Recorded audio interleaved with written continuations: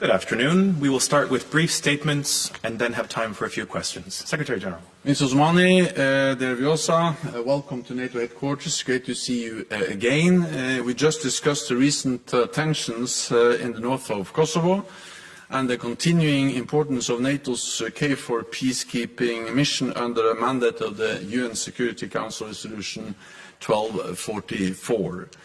Our KFOR troops were attacked earlier this year, leaving 93 of them injured, some seriously.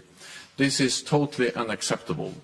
The stability of the region and the safety of KFOR troops depends on all actors honoring their existing commitments. NATO considers these to be of the highest importance and expects them to be fully met.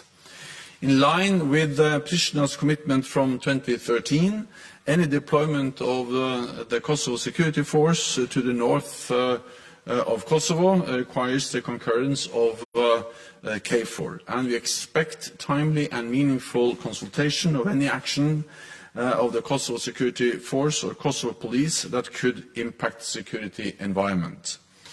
In response to the recent unrest, NATO has deployed hundreds of additional troops to Kosovo. KFOR continues to monitor the situation closely, and we stand ready to act as necessary to fulfill our UN mandate, to maintain a safe and secure environment and freedom of movement of all communities in Kosovo. Neutrality and impartiality are central to the success of our mission, and our commander in Kosovo is in close contact with both the security organizations in Kosovo and the Serbian Chief of Defense. I welcome recent steps taken by Pristina to lower tensions, including reducing the number of special police in the north, and plans to facilitate new municipal elections. But it is essential to avoid further escalation, so I urge all parties to avoid inflammatory rhetoric and to act with restraint and in line with their commitments. NATO strongly supports the EU-facilitated dialogue between Belgrade and Pristina. I welcome the announcement of another high-level dialogue meeting next week. This is the only way to resolve outstanding issues and to reach a solution that respects the rights of all communities. This requires patience, perseverance and compromise. It is also an opportunity for Kosovo to demonstrate that it is a responsible actor working constructively to the benefit of Euro-Atlantic security. So once again, welcome. It's great to see you here, and thank you so much for a very fruitful and important meeting. Thank you. Thank you. Thank you, Mr. Secretary General. Dear journalists, let me start by expressing my gratitude to you, Mr. Secretary General, for the warm welcome at NATO headquarters today, and to your distinguished colleagues whom we met today. I'm here as a testament to Kosovo's strategic orientation. NATO is our destiny. As I shared in our bilateral meeting, we are very much appreciative of Mr. Secretary General's leadership at NATO during this testing time for our transatlantic community. Allow me to convey the profound appreciation and gratitude of the people of Kosovo and its institutions for the role that NATO has played in saving our lives in 1999 and the role that it is playing today to ensure sustainable peace and security in our region. We value the contribution of women and men in uniform who have served in Kosovo as part of the KFOR mission, enabling Kosovo to thrive and providing all of the people of Kosovo the opportunity to live in peace. Kosovo's successes are also NATO's successes. And that's why we are proud of having the most vibrant democracy in the region and a resilient youth with brilliant entrepreneurial spirit. We should be proud of these joint achievements and work together to preserve and more importantly, to expand them. Mr. Secretary, precisely because Kosovo is a historic success of NATO, there are malign forces so determined to challenge and undermine it. We should not let that happen, and we should jointly fight them. Kosovo and the region risk becoming flashpoints because of Russia's malign influence and the destabilization agenda of its proxies. Kosovo is experiencing repeated illegal foreign interference and a constant obstruction of its legitimate authority and sovereignty in the north of our country. This has, in many occasions, amounted to aggression, as defined by international law and practices. Let me be clear, the north of Kosovo was and will continue to be an integral part of the Republic of Kosovo. We will not allow the north of Kosovo to become the battlefield for achieving hegemonic ambitions of regional autocrats. Instead, we are committed to further integrating the local communities, upholding their constitutionally guaranteed rights, and offering them socio-economic opportunities to prosper.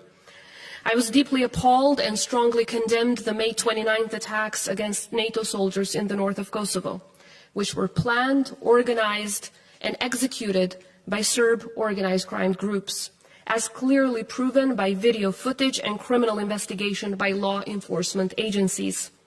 Our thoughts are with the 93 soldiers who were injured and their families, and I once again wish them a speedy recovery. Perpetrators must be held to account. Mr. Secretary, if there is impunity for the May 29th attacks on KFOR soldiers, as well as the continuous attacks on Kosovo police and journalists, there is a risk that the perpetrators will see it as our joint weakness and will be emboldened to exploit every opportunity to repeat the violence. This was an attack on NATO, and those who ordered it are clearly known. That's why, as President of Kosovo and on behalf of the institutions of Kosovo, we offer NATO full cooperation in order to bring the perpetrators of those attacks to justice. There must be thorough and swift accountability for these organized crime groups. In this spirit, I will work closely with our security institutions to further deepen and reinforce our relations with KFOR as our primary security partner in Kosovo. I'm also appreciative of the work that the NATO's advisory and liaison team is doing to assist our Ministry of Defense and the Kosovo Security Force in the successful implementation of the transition plan centered on developing our nation's army to fully comply with NATO standards. We are committed to continued advancement of our multi-ethnic police force serving all the people of Kosovo and throughout all the territory of our republic. While pressures by Serbia are increasing on Kosovo Serb officers serving in the Kosovo police to resign, our police remains in the service of the people and for the people across the entire republic. This type of insidious foreign interference must end if we wish integration to be meaningful and fruitful.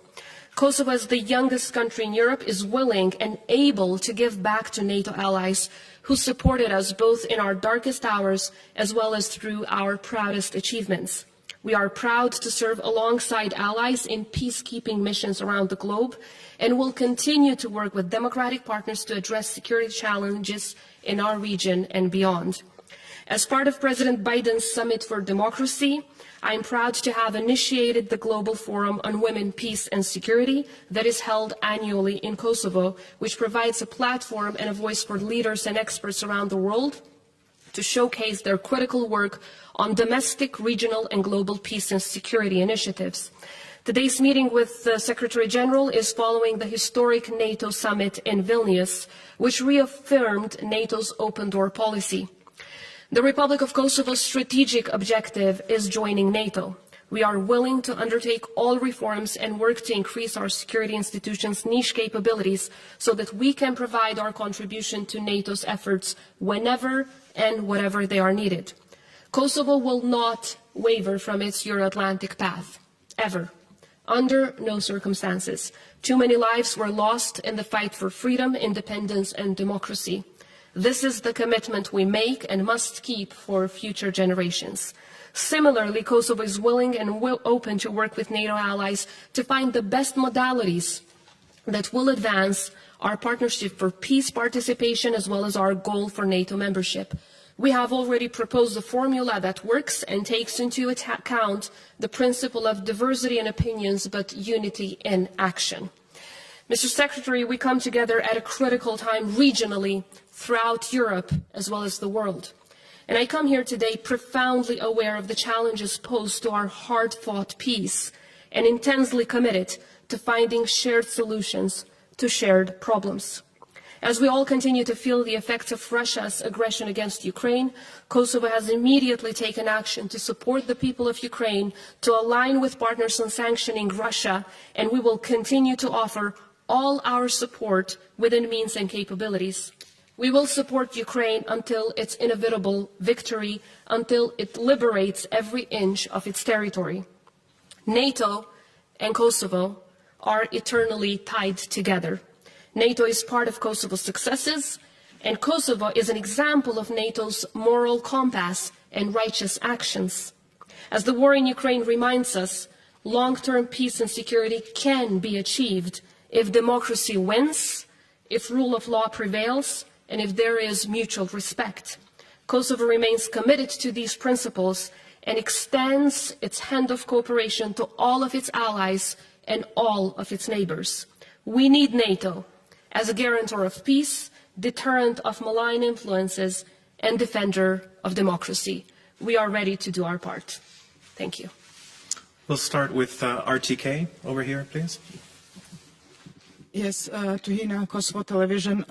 Secretary General, I plan to ask something else, but I was puzzled by your introductory remarks referring to 2013 commitments, which evidently include only the consultation and prior approval of Kosovo security forces, approval by COMKFOR. You are now including special police forces. Is this new requirement of NATO? Can you clarify, please? Thank you very much.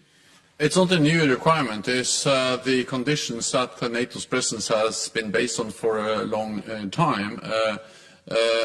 Any deployment of the special forces requires concurrence from KFOR, and then there is a need for coordination and close consultations between the authorities in Pristina and KFOR on any deployment that may affect our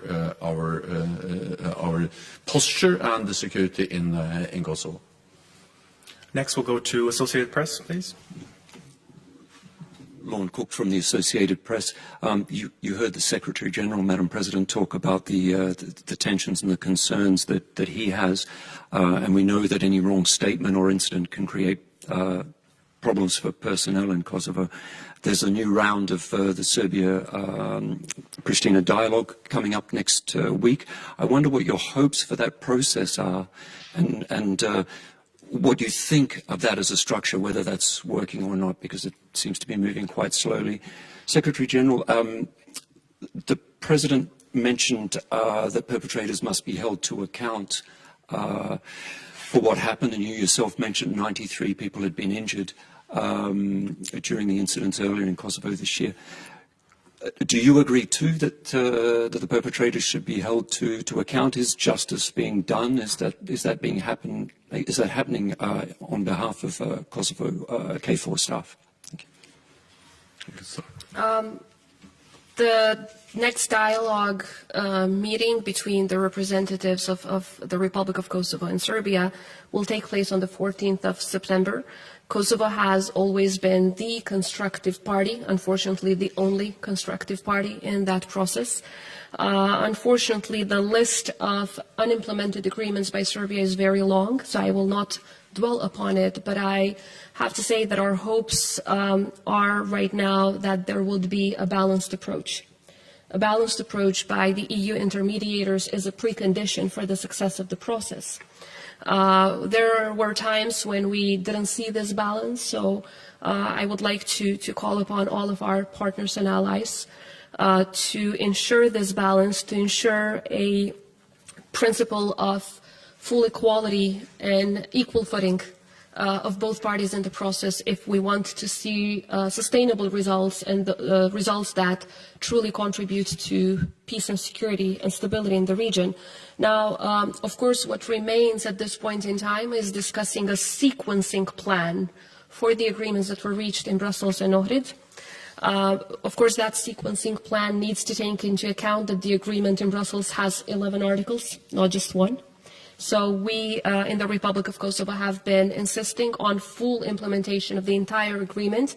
There's not one article that is more important than the other, and also have committed to fully implementing our part of the obligations. But we should not ignore the fact that Serbia has undertaken concrete obligations in that agreement as well, among which is not objecting to Kosovo's membership in any international organization, of course an obligation which it has already violated. As discussed earlier, among others, although the agreement clearly calls on the parties to respect each other's territorial integrity and sovereignty and the principle of equality, what happened post the agreement was that Serbia kidnapped 3 police officers within our territory, and they continue with their destabilization efforts against the entire all of the neighbors in the region, which is unfortunate, because in this way they are not only destabilizing the Western Balkans, they are putting at risk the values-based system that the European Union and NATO represent. If I may add, when it comes to the issue of coordination with our NATO allies, as President of the Republic, I have constantly worked to make sure that there is full coordination between Kosovo institutions and the KFOR presence in Kosovo, because we believe that working together with allies produces better results. We all have the same goal, which is peace, stability, and security for all the people of Kosovo and the region. Nevertheless, the 2013 agreement, as Jaracina pointed out, only focuses on the Kosovo security force.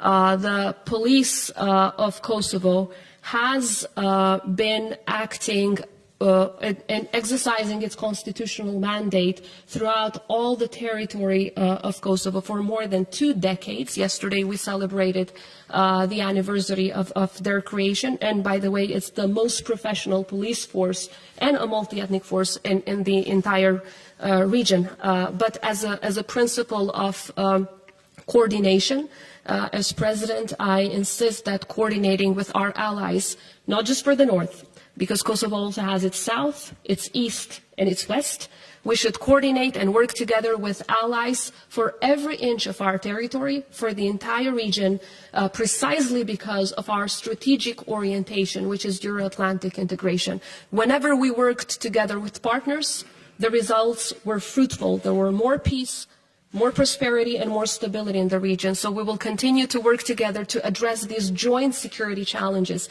because as the 29th of May has shown to all of us, those who are against Kosovo are also against NATO. The attack against NATO soldiers showed that these destructive and malign forces want to attack the values based on which NATO, as well as the foundation of our country, are based. So we will absolutely work with NATO and the presence of KFOR, but of course pointing out to the fact that the 2013 agreement, exchange of notes, was a very narrow agreement, and for all of our security institutions, we aim to make sure that they are in the near future part of the Euro-Atlantic institutions. The attack on NATO peacekeepers, KFOR personnel, that happened earlier this summer or in May is totally unacceptable, and therefore it is important that those who are responsible are held accountable. There is an ongoing investigation by the Kosovo authorities. We also have the EU ULEX mission in Kosovo, and then of course the third responder is KFOR. Our mandate is based on the UN mandate, and our mandate is to ensure a safe and secure environment for all communities in Kosovo. But again, this is a law enforcement issue. It is an issue which is of great importance, because it is unacceptable that peacekeepers that has a clear mandate and which are enforcing that mandate in a very difficult situation are attacked. A high number of wounded personnel, and 3 of them with life-altering wounds. So, yes, those who are responsible must be held accountable, and there is an ongoing investigation. Time for just one more. I will go to Reuters, please. Secretary General, you mentioned the importance of neutrality and impartiality, but there's a widespread view in Kosovo and across the Balkans that NATO and the EU are going easy on Serbia, are turning a blind eye to Serbian actions in Kosovo because Serbia is being helpful with weapons deliveries for Ukraine. Is that the case? And President Osmani, do you believe that to be the case? It's not the case. We have been very clear also in our messages to Belgrade, and I was that also in my meeting with President Vučić earlier this summer. As I pointed out, those who attacked NATO on the 29th of May are clearly known to law enforcement agencies. There is video footage, which all of you have seen. Some of these people actually are police officers who came all the way from Serbia. So these are members of the institutions of Serbia. Not only that they have not been suspended from their jobs, but of course they're not facing any consequences whatsoever. As we speak, Serbia continues to have 48 forward operation bases around the border with Kosovo. So-called Russian humanitarian center, very close to the border with Kosovo, which according to the American DoD is a Russian spy center. It continues to fly Russian MiG-29s around the border with Kosovo. It continues to increase its military, political as well as economic cooperation with Russia, and of course fully coordinate its foreign and security policy with Russia. Kosovo, on the other side, is at a 100% alignment with every foreign and security policy decision of EU and NATO. I believe it is very clear who are the partners of the Euro-Atlantic community in our region. But at the same time, of course, we are fully aware that bringing Serbia closer to the Euro-Atlantic community, bringing Serbia closer to the West, is in the interest of all of us, Serbia should be doing at least a little bit of its homework before it gets the support that it is receiving from the European Union, because the EU money should go hand in hand with the EU values. That's not the case as we speak. That's all we have time for. Thank you all very much. Thanks so much. Thank you.